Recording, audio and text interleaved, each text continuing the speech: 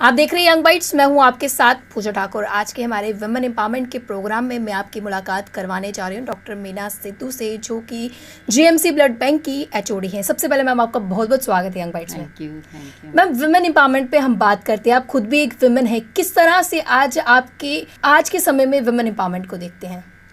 आज के समय में विमेन एम्पावरमेंट ऐसा है कि सबसे पहले तो विमेन एम्पावरमेंट का मैं ये मतलब समझती हूँ कि फीमेल्स को अपनी अहमियत जो है वो चाहे कहीं भी हो, any part of the society, family में है या सोसाइटी में है या फिर अपनी वर्क प्लेस में है, वहाँ पे उसको अपनी अहमियत जो है वो पता होनी चाहिए और उसको पूरा इस्तेमाल भी करना चाहिए और उसको साथ में फ्रीडम भी होनी चाहिए टू मेक दी चॉइसेस। अगर वो कोई काम नहीं करना चाहती हैं तो वो काम उनसे ज़बरदस्ती नहीं करवाना चाहिए।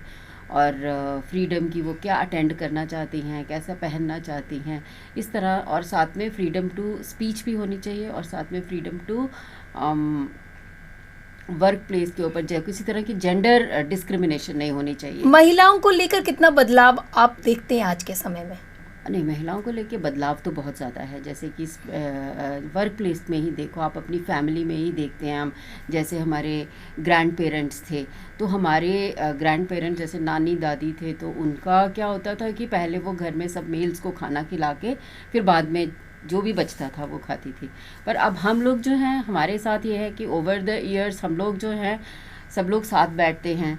किसी तरह का ऐसे नहीं है जो हमारे हस्बैंड्स हैं वो हमारे बारे में पूछते हैं आपने खाना खाया। इस तरह से जो है बहुत ज़्यादा चेंज आया, फैमिली में आया है, सोसाइटी में आया है, वर्क प्लेस में आया है। अब आप हमारी डिपार्टमेंट देख लीजिए। हमारी डिपार्टमेंट पहले मेल डोमिनेटेड डिपार्टमेंट थी, अब हमारी डिपार्टमेंट में काफ़ी सारी फीमेल्स हैं।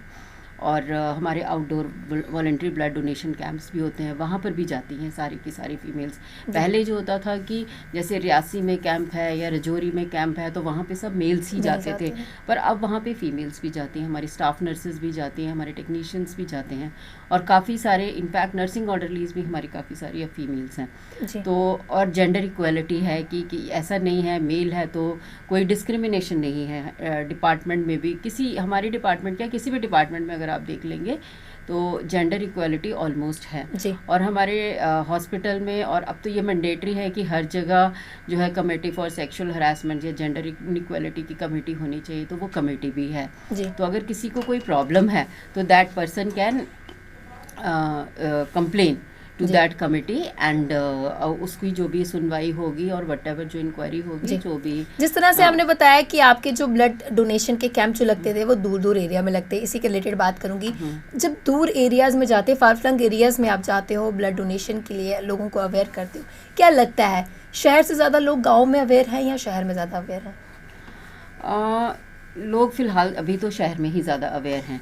गांव में जब हम गांव में ऐसा हमारे बहुत ज़्यादा कैंप्स लगे नहीं हैं, पर गांव में जब कैंप्स लगते हैं तो उसमें ज़्यादातर हम यही देखते हैं कि जो हमारे डोनर्स हैं वो थोड़े से मैल नरिश्ड होते हैं या उनको एनीमिया होता है जी। तो ये हमने देखा है सिटीज़ में, कॉलेजेस में, यहाँ पर तो हमारी अच्छी अवेयरनेस है। कॉलेजेस वगैरह में जाओ तो काफ़ी अच्छी रिस्पॉन्स मिलती है। जब लोगों से आप बातचीत करते हैं, क्या पता लगाते हैं कि किस तरह का डर उन्हें में होता है ब्लड डोनेशन को लेकर?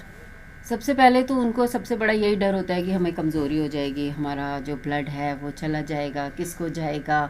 फिर कई लोगों को नीडल का डर होता है कि हमारी नीडल हमें लगेगी, चुभ जाएगी, वो एक तरह का डर है।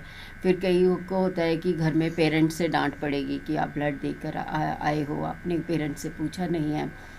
इस तरह के फिर कुछ लोग होते हैं जो इनको इस तरह का कोई डर नहीं होता है। तो लोगों को किस तरह से जागरूक करते हैं? ब्लड डोनेशन के क्या क्या बेनिफिट्स होते हैं? क्योंकि कई सारे बेनिफिट्स होते हैं। ब्लड जो है हमारा नया भी बनता है और जो जिनको हम देते हैं ये ज़रूरी एक प्रोसेस जो है ये करना ही करना होता है। तो लोगों में किस तरह की अवेयरनेस आप लाते हैं ब्लड डोनेशन के बेनिफिट्स बताकर?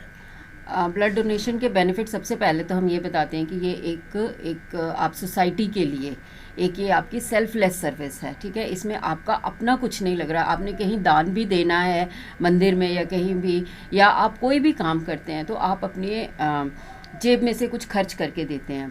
पर यहाँ पे ऐसा नहीं है। हमारी बॉडी में जो ब्लड है वो लगातार बनता जा रहा है। जो रेड सेल्स आज हैं वो 3 महीने आज बने हैं, वो 120 डेज़ के बाद या 120 दिन के बाद वो जो है वो डेड हो जाएंगे, वो किसी काम नहीं रहेंगे। तो इस तरह से अगर हम ये हमारा हीमोग्लोबिन ठीक है, हेल्दी है पर्सन, तो हम ये ब्लड जो है ये डोनेट कर सकते हैं। फिर ये जो ब्लड है इसके 4 एक ब्लड से 4 मरीजों को फ़ायदा हो सकता है। जी। तो और आजकल जैसे कि हमारा यहाँ पे अब बहुत सारे पेशेंट, वर्कलोड भी बहुत ज़्यादा बढ़ गया है। कैंसर पेशेंट हमारे पास इतने ज़्यादा हैं, थैलेसीमिक्स इतने ज़्यादा हैं, रोड ट्रैफिक एक्सीडेंट्स, हमारे स्पेशली ज्योग्राफी इस तरह की है हमारे स्टेट की कि रोड ट्रैफिक एक्सीडेंट्स बहुत आते हैं। तो इन सब लोगों के लिए बहुत ज़्यादा ब्लड की ज़रूरत होती है। मैम, जिस तरह से आपने बात की थी जेंडर इक्वालिटी की, क्या लगता है ब्लड डोनेशन की जब बात आती है तो क्या इसमें इक्वालिटी होती है या नहीं होती? इसमें तो बहुत ही ज़्यादा मैं बोलूँगी डिस्क्रिमिनेशन है। जो फीमेल्स हैं वो आगे नहीं आती हैं, जो फीमेल्स आगे आती भी हैं कुछ थोड़ा सा डर भी है उनको। और एक जो सबसे बड़ी बात है जिसमें फीमेल्स नहीं आ पाती हैं वो ये है कि फीमेल्स को एनीमिया होता है, ठीक है। उनका हीमोग्लोबिन हमें जो चाहिए डोनेशन के लिए 12.5 चाहिए, तो बहुत कम होता है कि हमें कोई फीमेल मिलेगी जिसका हीमोग्लोबिन इतना अच्छा होगा।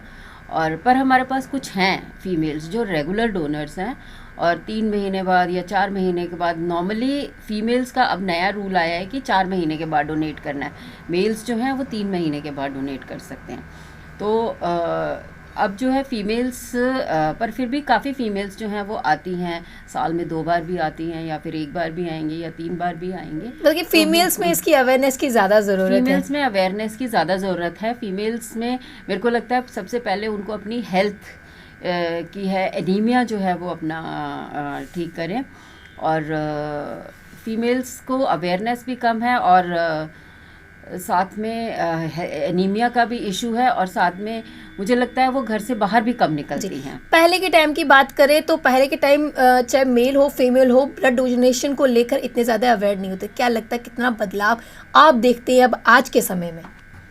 अब फीमेल डोनर्स हमारे काफ़ी बड़े हैं। पहले हमारी फीमेल डोनर्स 1 या 2% होती होंगी, तो अब हमारे पास 15 to 20% हैं वॉलेंट्री डोनेशन। मैम, अगर आपकी बात करें, आपने फर्स्ट टाइम ब्लड कब डोनेट किया था? मैंने फ़र्स्ट टाइम ब्लड डोनेट किया था जब मैं फर्स्ट MBBS में, जब मैंने एंट्री की थी। फर्स्ट ईयर MBBS था, हमारे हॉस्पिटल में ब्लड डोनेशन कैंप लगा था, तो उसमें मैंने डोनेट तो किया था। डर लगा था आपको जैसे बाकियों को लगता है? नहीं, हम लोग बहुत एंथुजियास्टिक थे उस टाइम, क्योंकि हमारा बेसिकली जो कॉलेज था वो फीमेल कॉलेज था, लेडी हार्डिंग मेडिकल कॉलेज।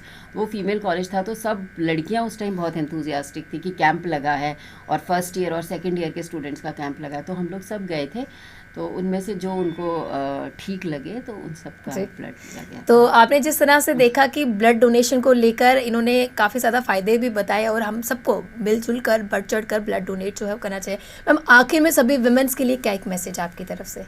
मेरी तरफ से अपनी वर्थ पहचानिए, सेल्फ कॉन्फिडेंस रहिए, कभी भी डिस्क्रिमिनेशन को जो है वो बिल्कुल भी मत सहिए, उसके अगेंस्ट आवाज़ उठाइए, और अपनी फ्रीडम को मेंटेन करके रखिए। बहुत बहुत धन्यवाद हमारे साथ जुड़ने के लिए। तो साफ तौर से डॉक्टर मीना सिद्धू ने कहा कि अपनी फ्रीडम को मेंटेन करना काफ़ी ज़्यादा ज़रूरी है। अगली अपडेट लेकर फिर मैं हाजिर होंगी, और अगले हफ्ते नई शख्सियत से आपको रूबरू करवाऊंगी। तब तक के लिए आप देखते रहिए Young Bytes. Journalist Rajiv Gupta के साथ मैं पूजा ठाकुर, यंग बाइट्स।